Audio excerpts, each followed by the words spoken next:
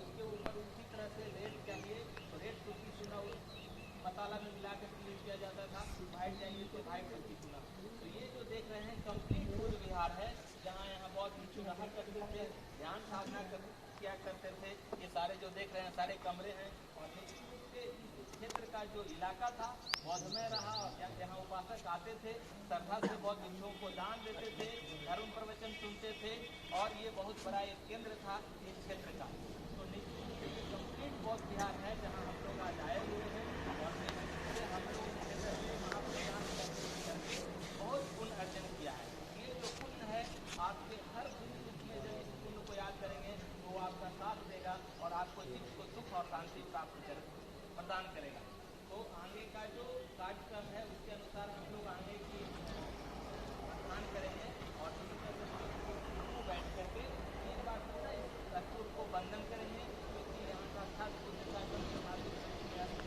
है और बुद्ध साक्षात हमारे सामने है। ठीक है, तो हम लोग 3 बार बंधन करेंगे, बोलेंगे बुद्धं नमामि, धम्मं नमामि और संघं नमामि।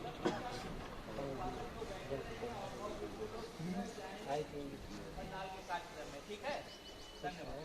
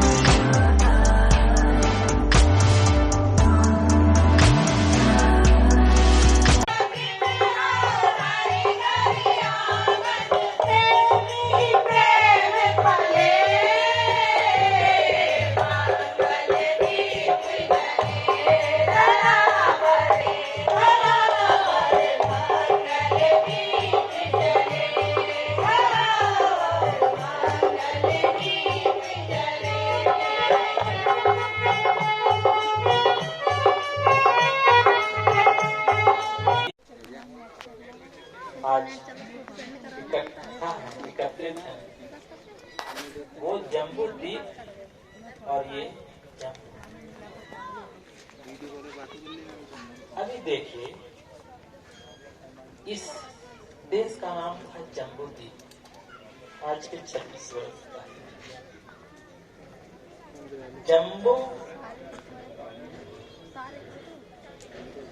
जो शब्द है पाली भाषा का शब्द है, और जो जामुन फल होता है वर्तमान समय का, उस समय ये जगह पे बहुत ज्यादा मात्रा में था। और ये जो जगह था, द्वीप मतलब देश हो गया, तो ये जम्बू द्वीप था। ऐसी तरह से बगल वाले जो था वो लंका द्वीप हुआ। तो द्वीप मतलब वो राष्ट्र हो गया, आज के भाषा में देश हो गया। तो समय के साथ, परिस्थितियों के साथ नाम बदलते गए हमारे देश का। 1 2 3 4 सम्राट अशोक के समय तक ये जम्बू द्वीप ही रहा। जब सम्राट अशोक ने तीसरी संगायना कराकर अपने भिक्षु संघ को अपने शासन क्षेत्र के भूभाग पर बुद्ध विचार को फैलाने के लिए भेजा, उसमें एक वार्ता आती है महावंश में कि अपने बेटा और बेटी संघमित्रा और महेंद्र को उन्होंने श्रीलंका भेजा। तो जब वो वहां के राजा देवानामतीर्थ जब पहली बार मिलते हैं महेंद्र से, भिक्षु महेंद्र से, जो सम्राट अशोक के पुत्र थे, तो ऐसे ड्रेस को देख करके वो चौंक जाते हैं, क्योंकि पहले वैसे ड्रेस देखे नहीं थे। तो वो पूछते हैं कि आप कहां से आए हैं? तो उनका यही वर्षन होता है जो महावंश में लिखा हुआ है कि राजन, मैं आपके द्वीप पर अनुकंपा कर मैं जम्बू द्वीप से आया हूं और वहां के महाराज सम्राट अशोक का मैं पुत्र महेंद्र। तब दूसरा क्वेश्चन ये करते हैं कि क्या ऐसे कसायधारी, ऐसे वस्त्रधारी आपके द्वीप में और सारे लोग हैं क्या? तब उनका दूसरा आंसर होता है कि महाराज, पूरे जम्बू द्वीप में ऐसे कसाय वस्त्रों की हवा बहती है। मतलब बुद्ध भिक्षु इतने सारे हैं वहां कि ऐसे हवा बहती है सुखमय वातावरण का, और आपके द्वीप पर अनुकंपा करके हम यहाँ आए। ये महावंश में है। और देखिए वही सब इस राज्य से जुड़ा हुआ है, जम्बू, और हमारा देश का नाम रहा उसमें जम्बू द्वीप। भगवान बुद्ध ने 8 अष्टांगिक मार्ग का उपदेश दिया, 8 व्रतों का पालन यहाँ के लोगों ने किया। इसीलिए तत्पश्चात इसके बाद इस जगह का नाम आर्यावर्त हुआ। जम्बू द्वीप के बाद इस देश का नाम क्या हुआ? आर्यावर्त, क्योंकि आर्य व्रत का पालन करने लगे। आर्य मतलब श्रेष्ठ होता है, श्रेष्ठ व्रत का पालन करने लगे, जो अष्टांगिक व्रत होता है, जिसके बारे में हम लोग अभी चर्चा करेंगे। और जो हमारा जो स्तूप वहां देखिए गोल वाला, उसमें जो 8 आरो वाला स्तूप है, उसका एक एक करके हम लोग चर्चा करेंगे अष्टांगिक मार्ग। तत्पश्चात आर्यावर्त के बाद इस देश का नाम पड़ा भारत। भा मतलब प्रकाश, रत मतलब लीन होना। जिस प्रकाश में, जिस विद्या में पूरा विश्व लीन हो गया, वो भारत। आर्यावर्त के बाद भारत, और भारत के बाद तो जानती हैं इस देश का नाम क्या हुआ? हिंदुस्तान, उसके बाद इंडिया। इस तरह से समय के साथ हमारे देश का नाम बदलते चले गए। लेकिन 2 चीज याद रखनी है हमें, जम्बू द्वीप और ये जम्बू, क्योंकि वो संबंध जुड़ा हुआ है। अब बात रहा कि उस समय से लेकर उस समय हमारा भाषा था पाली भाषा। पाली भाषा बहुत प्रिय भाषा था और उसका स्पष्टीकरण भी प्रिय था। जैसे में किसी लड़के को संबोधन करना है तो उसको बोलते थे सुंदरो। सुंदर लड़का बोलने की, डिटेल बोलने की जरूरत नहीं था, एक शब्द से स्पष्टीकरण हो जाता था, सुंदरो मतलब ये लड़का सुंदर है। और अगर किसी लड़की को संबोधन करना है कि वो सुंदर है, तो उसके लिए एक ही शब्द था, सुंदरी। सुंदरी। और कोई अगर निर्जीव चीज है तो उसको संबोधन करना है तो उसको बोलेंगे सुंदर। देखिए इसी में कितना शॉर्ट में सारा डिटेल्स है। तो बहुत प्रिय भाषा था पाली भाषा। मगध का जो भाषा है, जहां हमारी मातृभूमि है, वहां आज भी 60% जो वहां भाषा है मागधी में, वो पाली भाषा है। और मुझे भी सौभाग्य प्राप्त हुआ कि पाली भाषा से ही हमने PhD तक पढ़ाई कंप्लीट किया, और वो हमारा मातृभाषा है।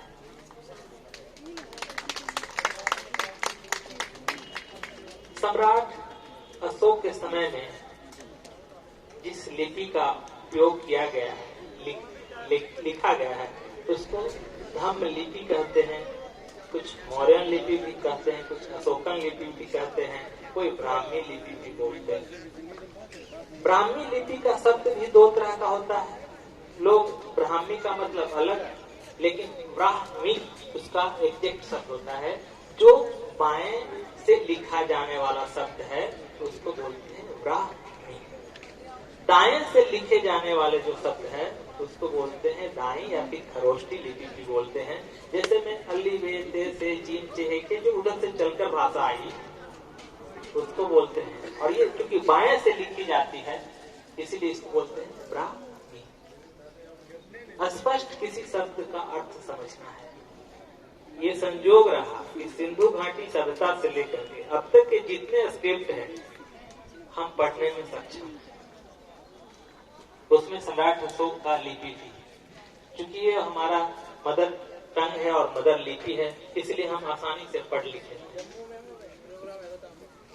अब बुद्ध का जो विचार रहा, आखिर कोई तो कोई वजह रहा कि जिसके वजह से इस पृथ्वी के 3 हिस्सों से अधिक भागों पर अपने विचारों के बदौलत फैल गया। आप इतिहास के पन्नों पर अगर नजर डालेंगे तो पाएंगे कि बुद्ध विचार को फैलाने के लिए कभी भी हिंसात्मक सहारा नहीं लिया गया है। ये अपने विचारों के प्रभाव से ही एक देश से दूसरे देश, दूसरे देश से तीसरे देश में फैलता चला गया और लोग इसके अनुगामी होते चले गए। भगवान बुद्ध का जो मुख्य उपदेश था वो 8 अष्टांगिक मार्ग का उपदेश था, 4 8 सत्यों का उपदेश था, प्रति समुत्पाद के नियमों का उपदेश था, सत्य बोधान का उपदेश था। यहाँ जो आरो वाली जो स्तूप मिला है उसका वर्णन उसी जगह पे हमारे द्वारा किया गया था। लेकिन अभी 8 अष्टांगिक मार्ग का मतलब क्या होता है, हम लोग थोड़ा सा समय देकर के उसे सुनने का प्रयास करें। इस दुनिया में 2 ही पथ पर लोग चलते हैं, या तो मिथ्या मार्ग पर, मिथ्या मार्ग मतलब समझ रहे हैं ना, हिंदी में बोले तो या तो गलत मार्ग पर नहीं तो सही मार्ग पर। इस दुनिया में 2 ही रास्ता है ना चलने का, या तो सही रास्ता नहीं तो गलत रास्ता। गलत रास्ते पे जो लोग चलते हैं उसको बोलते हैं मिथ्या मार्ग या मिथ्या अष्टांगिक मार्ग, और सही रास्ते पर जो चलते हैं उसको बोलते हैं सम्यक मार्ग या सम्यक अष्टांगिक मार्ग बोलते हैं, जो 8 अंगों से युक्त है।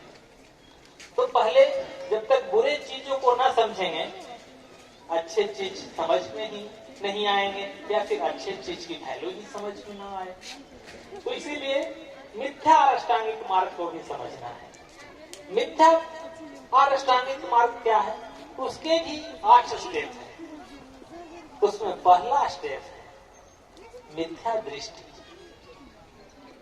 गलत धारणा। अपने मन में किसी चीज के बारे में गलत धारणा रखना उसको बोलते हैं मिथ्या दिट्ठी। पाली शब्द में, हिंदी में दृष्टि बोलेंगे।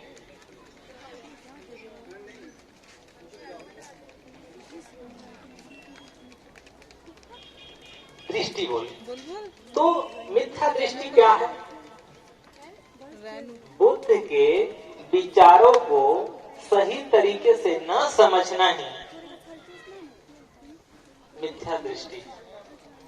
मिथ्या दृष्टि क्या है, बुद्ध ने बस त्रिशरण और पंचशील दिया है। उन्होंने जन्म, पुनः जन्म, इन चीजों पर कुछ नहीं कहा है। ऐसे चिंतन करना भी मिथ्या दृष्टि है। बुद्ध ने जो कहा है उसके बारे में नहीं जानना मिथ्या दृष्टि है, क्योंकि बुद्ध ऐसे हुए कि सब खोल करके बताए। पुनः जन्म में विश्वास न करना, न मानना, जो हम देखते हैं बस उतना ही में दुनिया को समझना, ये भी एक मिथ्या दृष्टि है।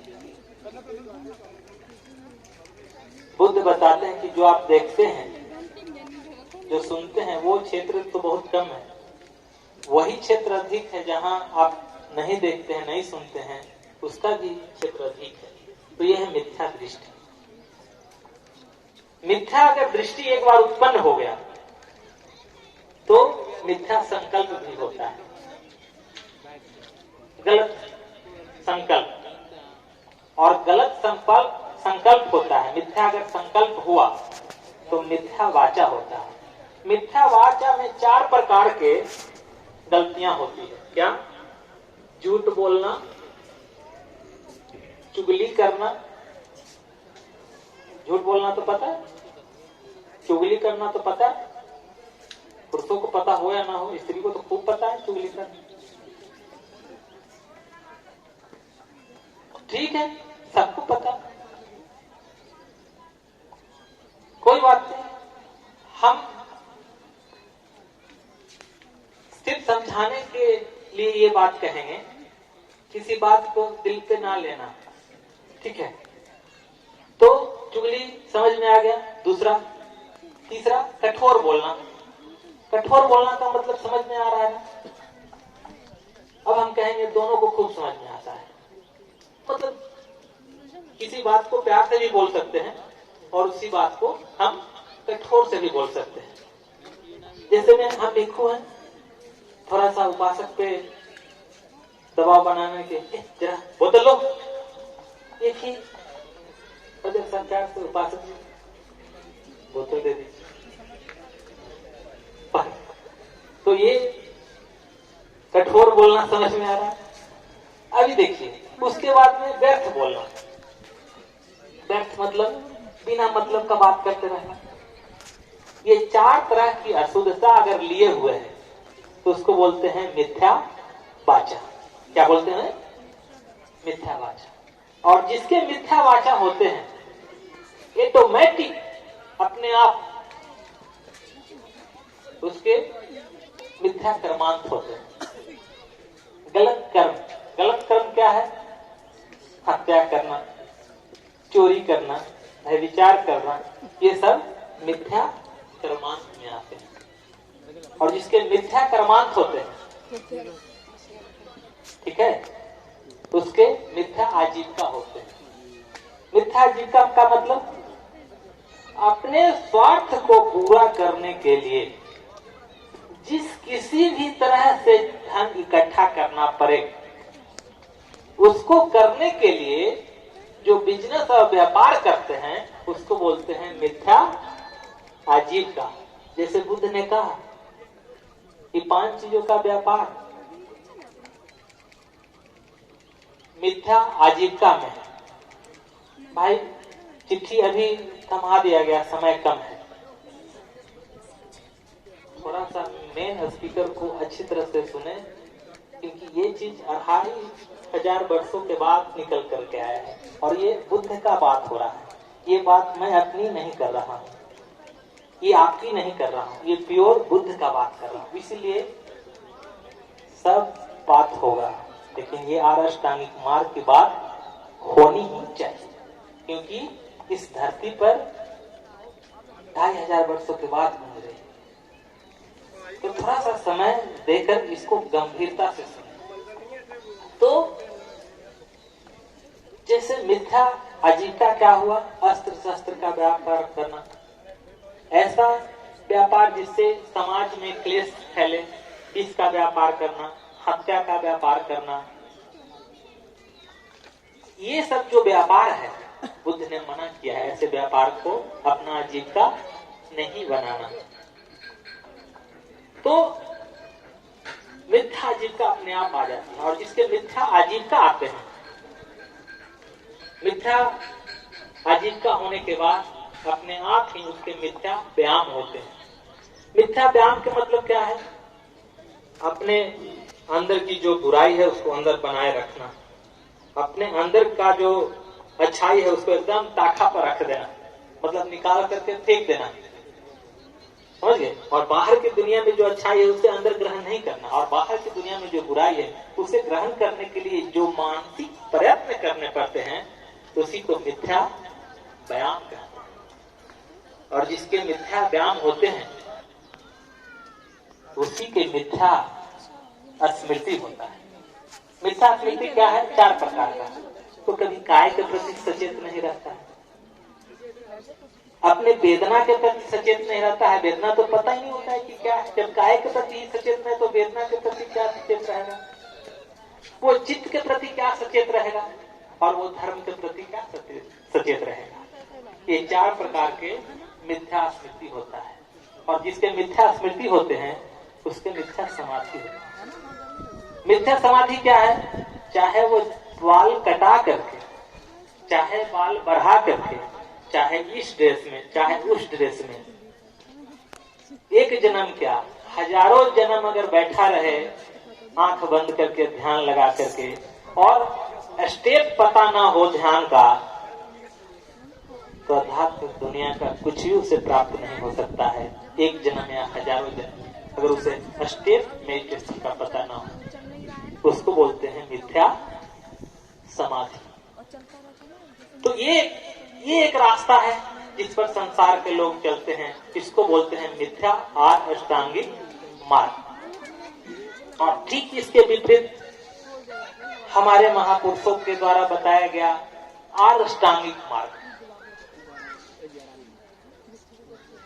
जिस पर चलने के लिए हम लोगों को हमारे गुरुदेव ने बताया है। क्या? सम्यक दृष्टि।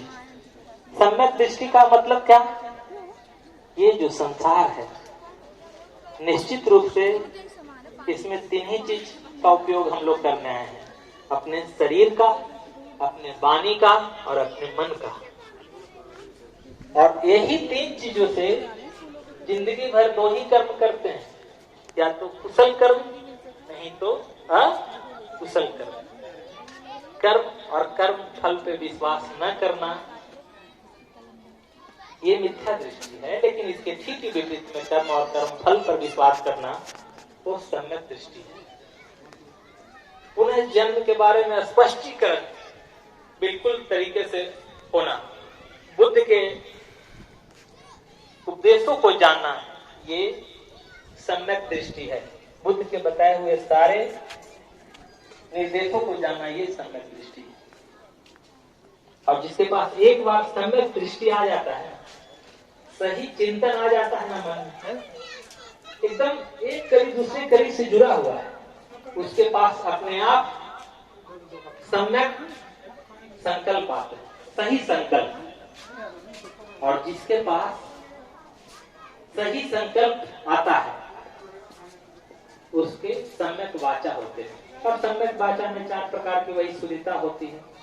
झूठ न बोलते हैं वैसे लोग, चुगली न करते हैं वैसे लोग, कठोर न बोलते हैं वैसे लोग, और व्यर्थ भी न बोलते हैं वैसे लोग। 4 प्रकार के वैसे लोगों की वाणी में शुद्धता होती है।